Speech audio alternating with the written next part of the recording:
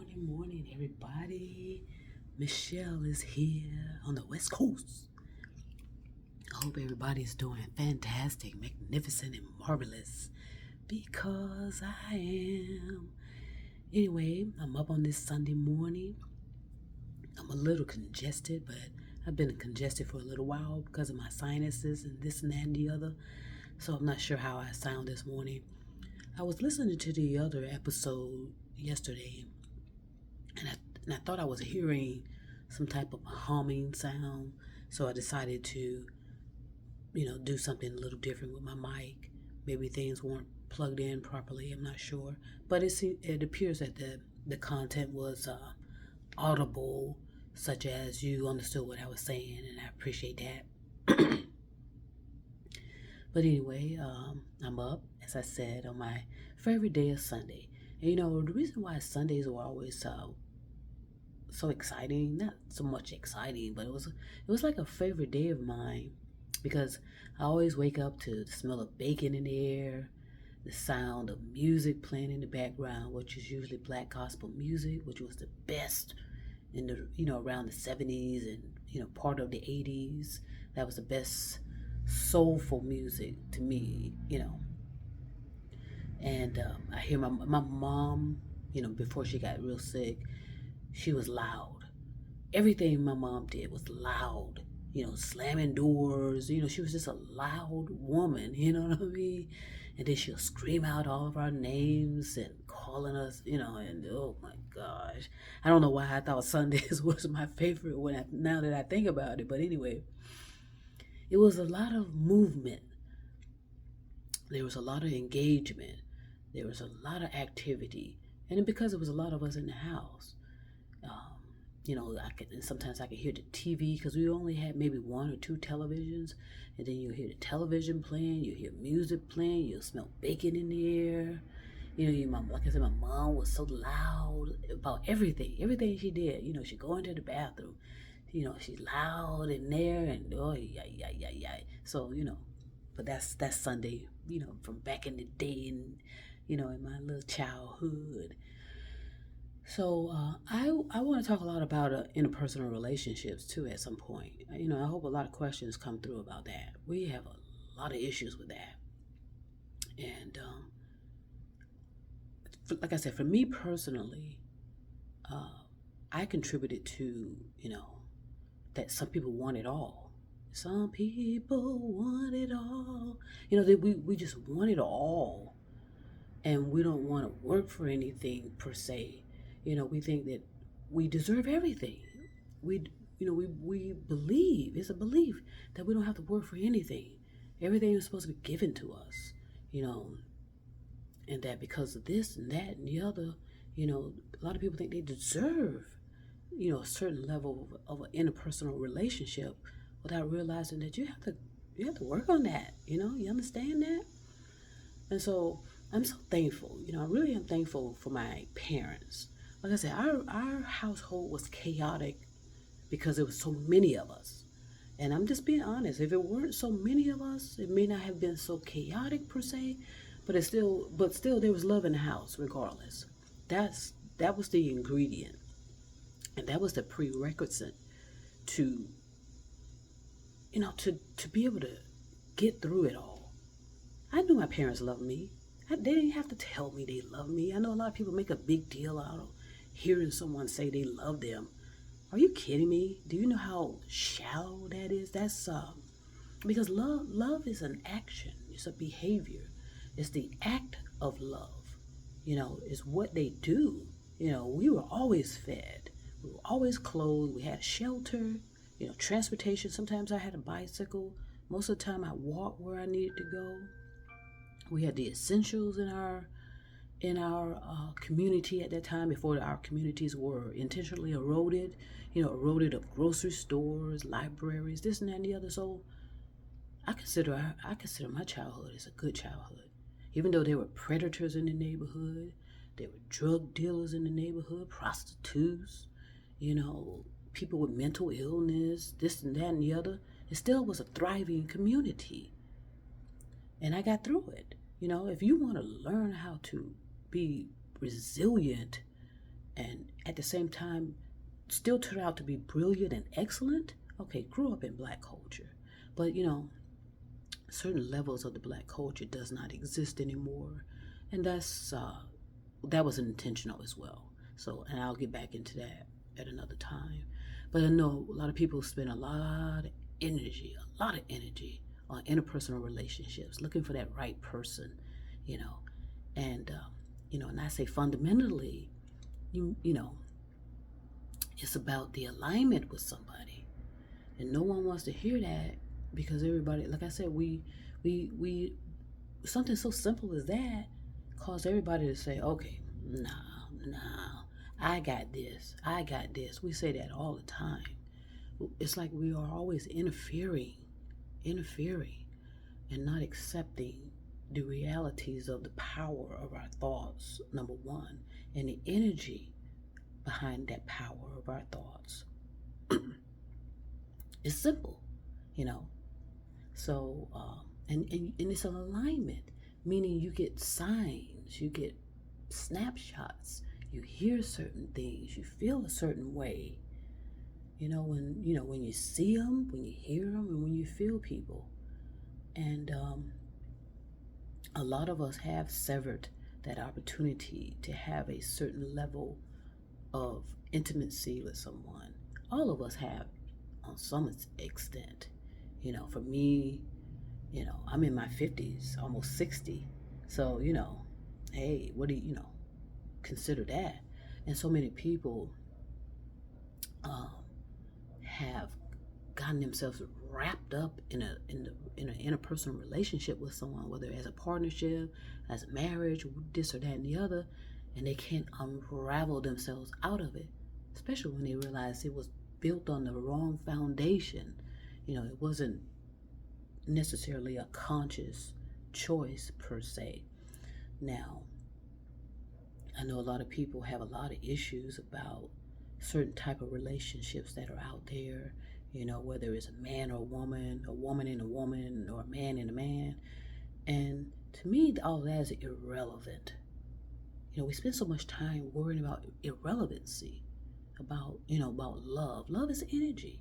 Okay, so if I love a woman, is that an issue? Versus that and do I supposed to be with a man?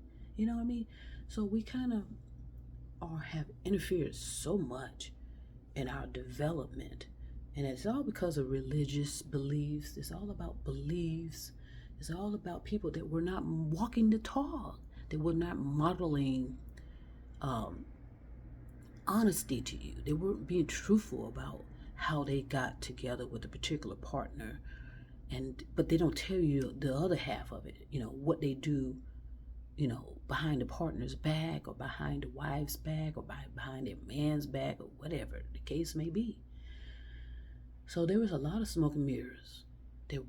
People were projecting this type of ideal relationships towards us, to us, and they were lying. Number one, a lot of them were lying. And back in the day, certain partnerships where the man, if you were in that kind of relationship, the man was doing all the talking, and the woman was supposed to be sitting back quiet and not saying a word, following behind him and this and that and the other. With me, my partner and I'm going to stand beside them, I'm going to stand behind them, and if they need me to stand in front of them, that's what I'm going to do. Okay, so I'm committed. Okay, and like I said, I only have eyes for one person right now. That's all I need. If I can't be with that one person, I'm good. I don't have to be with anyone, to be honest with you. I think when you are lying with somebody, you're lying with somebody. Whether people accept that or not, that's on them. I'm good. I know that what I am talking about has substance behind it. It has results. Okay, and and like I said, it's about an energy that we all have interfered with, whether artificially, and that's where that's where we've caused massive imbalance and obstruction, just because of our continual interference in the lives of, of human beings, and in the lives of animals, the planet, this and that and the other. So I want to talk about interpersonal relationships because I know a lot of people do. It's not based on zodiac signs. I'm sorry. I mean, think about it. How illogical is that? And every zodiac sign is different. It's like billions of definitions for a zodiac sign. And a lot of people say, "Well, I won't date this kind. I won't date da da da da da. I won't date this and that." And that means they've wiped out all type of opportunities for themselves when they, when they're so illogical in that way. How does this person make you feel? How is it? How is their voice? Is their voice soothing and loving and caring? When they look in your eyes, are they looking into your eyes? Are they? Because for me, that's what I love. Is looking into someone's eyes and talking to them and just being connected with them, being there. That's the most important thing, and supporting them, whether I agree with them or not. And if I don't agree and I feel like there's a dangerous situation, well, I'll handle it appropriately. I do it in an appropriate manner. And again, sometimes I'll do certain things, and because I have a warrior spirit, I have a protective, warrior personality. I'm a protector, defender, and lover. So sometimes I'll have to act accordingly to make sure people that I love are safe. And you may not agree with it, you may not understand it, but trust me, ultimately it's about the act of love. And the act of love can show up in several different, facets of most people's lives. They don't understand it. But once they sit back and relax, they say, you know what? I understand why she said that. You know what? I understand why she did that. You know what? I understand why she felt that way. You have to talk yourself to reality and ground yourself in reality. And a lot of times we just don't have time for that anymore. To properly discern things, to properly judge things, to properly discern and judge people, we just don't have time for that anymore because we are intentionally overwhelmed. Some people have so many material things that they have to be all concerned about. Okay, somebody gonna break in my car. Is somebody gonna break in my house? Is somebody gonna steal my jewelry? Is somebody gonna steal this? We're worried about all that material stuff, and it's in our thoughts. It's swirling in our thoughts. We're ruminating over whether I can pay my rent, whether I can pay my mortgage, whether I can pay my car insurance. Those kind of things are always swirling in our thoughts, and via rumination, overthinking. So there's a lot of stages to developing, and it's not gonna happen overnight. But I think if you come from a space of understanding, look, I need to challenge certain words that I tell myself. I need to challenge certain beliefs that I have. Why do I believe that? Okay, I need to understand, okay, what is my genuine reality? Okay, am I sitting in the middle of a desert? Am I sitting in the middle of paradise? Am I sitting in the middle of chaos and destruction? You need to know that. And ask yourself, okay, am I safe to be here? Do I need to do this, do that? And chances are you do. You need to keep it moving. You need to always look to develop higher. And what does that mean, develop higher? Well, that means challenging yourself. What's going on inside of me? Okay, what is my issues? What am I avoiding? What am I attempting to sweep under the rug? Am I worried? And I hear people say this a lot all over social media. I don't care what people say about me. I may disagree with that. And I'll talk about that at another time because it's like a defensive mechanism. You say, I don't care what people think about me. That's a contradiction. And I was going to say that some time ago, but, I know I have to make sure I have the proper settings before I say certain things. But that sounds like a contradiction to say you don't care what people think about me. I don't even think that's true. And I don't think anyone that says that or believe it, uh, you know, you do care. We do care about each other.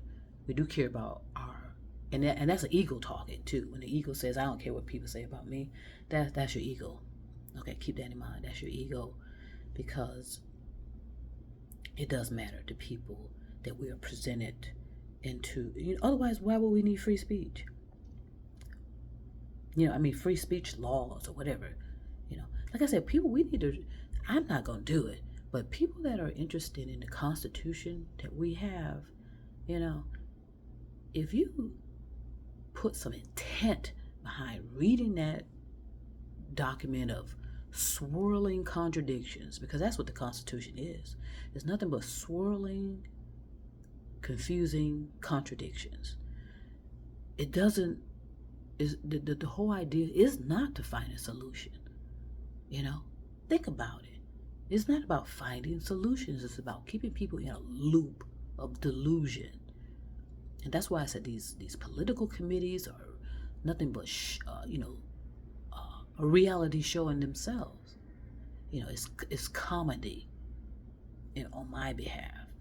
They're gonna these so-called committees that have, and what have they done? They just added more paper to the pile, just shuffling paper all over. You got all these articles, you have all these amendments, you have all this and that. So it's nothing but a lot of swirling contradiction. So there's a lot to do. But again, it would be foolish if you attempt to take on everything. You need to find something that you have an inspiration about and take on that and do the best you can to make sure you're working on yourself and making sure you're working on your contradictions. Okay? And make sure that you're not lying to yourself, because if you think you're going to be able to lie to yourself, well, your consciousness is going to be tapping you on your shoulder, and they're going to, and then you're going to get some experiences to expose all of that, bring you out of your delusion. All right, so I just want to get up on this Sunday morning, and go ahead and share some love. Again, this is the evolution of the consciousness podcast. Love is spoken here, and I think this is episode 5. Let's take a look. Yeah, I think it's episode 5. Yes, it's episode 5. And I appreciate anyone getting up early in the morning on this Sunday listening to me. I hope you got bacon. I hope you can smell some bacon in the air. I hope you're playing some music which is inspiring to you. I hope the weather is presentable and allows you to get out and enjoy the grand rising, of your mornings. And if you have a partnership, appreciating your partner being there, your children, your animals, whatever the case may be. It's all about love at the end of the day. It's all about the act of love. All right. So again, this is Michelle Carruthers. This is episode number 5, the evolution of the consciousness. Love is spoken here. And I'm going to send peace and love to everyone over the stars, over the moon and the mountains. And trust me, I'll be back.